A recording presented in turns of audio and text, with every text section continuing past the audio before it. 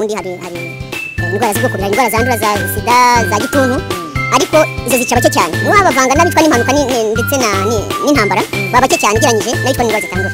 Indwara zitandura rero kanseri, diyabete, indwara z'umutima, imivuduko y'amaraso zica benshi cyane, nyamara hari uburyo umuntu azirinda.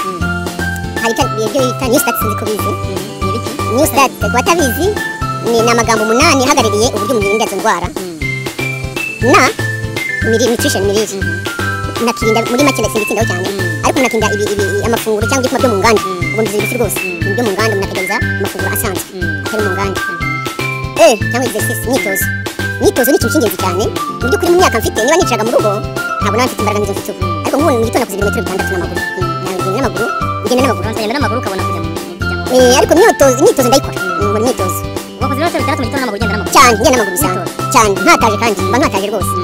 Nuvuga imyitozo ni ikintu cy'ingenzi cyane kandi mu birinda indwara zitandura. Hanyuma W cyangwa W ni amazi.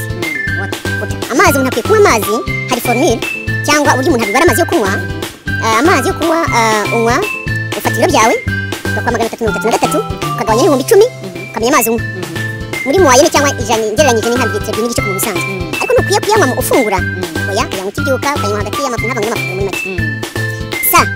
Sunlight imirasire y'izuba ikibazo ni gifite cyane muri Afurika, ariko mu bihugu by'Iburayi iyo hakonje cyane cyangwa muri Amerika na Canada umuntu ashobora kumara iminsi ari mu nzu nta mirasire y'izuba. Imirasire y'izuba ni myiza cyane kuko ijya ku ruhu igakora vitamine D, amagufa agakomera. Start ni temperance cyangwa kwirinda. Umuntu akwiye kwirinda ibiyobyabwenge, akirinda inzoga, akirinda itabi, akirinda ibintu byose bikabije. Umwuka mwiza duhumeka. Hari igihe umuntu aba ari mu cyumba gihora gifunze, amadirishya afunze, inzugi zirafunze, oya ntabwo ari byiza. Dukeneye umwuka wo hanze.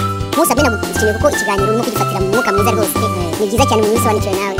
Hanyuma rest, umuntu akwiye kugira amasaha hagati y'arindwi n'umunani mu ijoro. Umuntu mukuru usanzwe, abana byose birumvikana impinja, ariko umuntu mukuru usanzwe akwiye kuryama hagati gusinzira hagati y'amasaha 7 n'umunani, birafasha.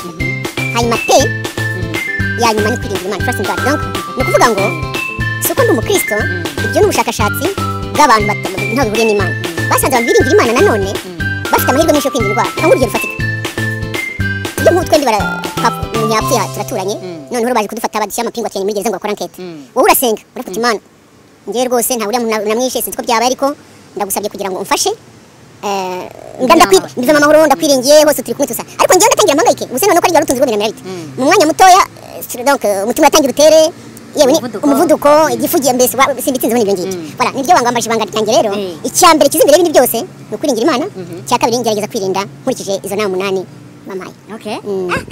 Ahangaha abantu bigiyemo akantu kuko kubona umukecuru nka Consolata ufite umubiri umeze gutya umuntu yakorera muri 40 aho ngaho ndakubwiza ukuri none barimo baratureba wenda bazatubwira umuntu yakorera mu myaka 45 aho ngaho ariko 68 70 ubundi umuntu abatangiye bayagiye cyane bayagiye.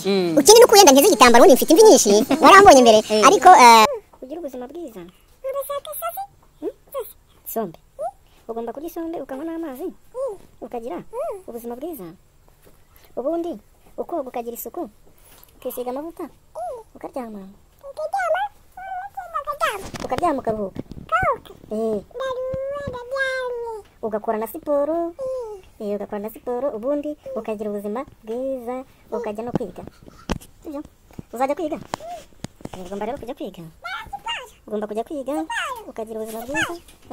Kora siporo, ugakora siporo nyine ubuzima bukagenda neza, siko bimeze. Saba rero ibihe byiza.